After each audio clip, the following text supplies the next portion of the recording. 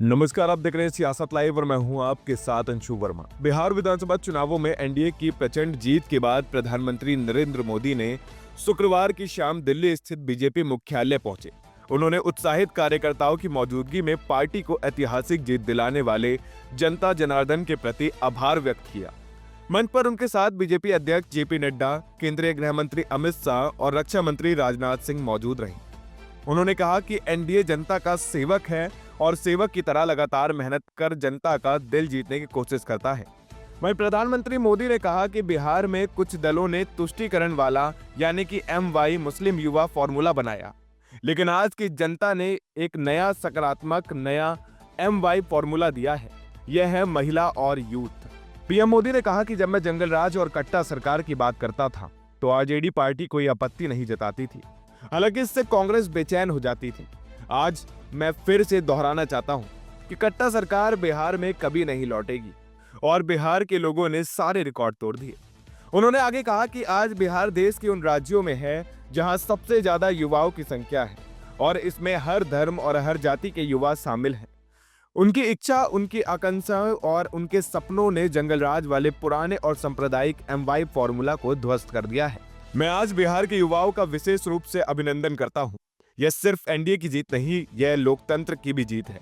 इसमें चुनाव आयोग में जनता का विश्वास मजबूत किया है। उन्होंने कहा कि बिहार में निवेश आएगा और यह निवेश अधिक रोजगार लाएगा। बिहार में पर्यटन का विस्तार होगा और लोग बिहार की नई ताकत देखेंगे। हमारे तीर्थ स्थलों, आस्था के स्थानों और ऐतिहासिक धरोहरों का कायाकल्प किया जाएगा। वहीं पीएम मोदी ने कहा कि पिछले कुछ वर्षों में खासकर हाशिए पर पड़े समूहों ने मतदान प्रतिशत में वृद्धि चुनाव आयोग के लिए एक महत्वपूर्ण उपलब्धि रहा है। हालांकि इस चुनाव में लोगों ने उल्लेखनीय उत्साह के साथ मतदान किया है। अपने संबोधन में पीएम मोदी ने कहा कि बिहार वो धरती है जिसमें भारत को लोकतंत्र की जननी होने का गौरव दिया है। बिहार ने फिर दिखाया है, झूठ हराता है और जनविश्वास जिताता है। बिहार ने डंके की चोट पर कह दिया है, जमानत पर चल रहे लोगों का जनता साथ नहीं देगी।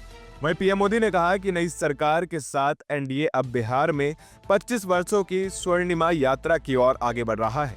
आज की ये जीत बिहार के उन बहनों बेटियों की है जिन्होंने आरजेडी के राज में जंगल राज का आतंक झेला है। ये जीत बिहार के उन नौजवानों की है जिसके भविष्य को कांग्रेस और लाल झंडे वालों के आतंक के कारण बर्बाद किया गया था। वहीं पीएम मोदी ने कहा कि जिन्होंने दशकों तक देश पर शासन किया, उन्होंने बिहार का सम्मान नहीं किया। उन्होंने कहा कि जो लोग छठ पूजा को ड्रामा कह सकते हैं, वे बिहार की संस्कृति का कितना सम्मान कर सकते हैं।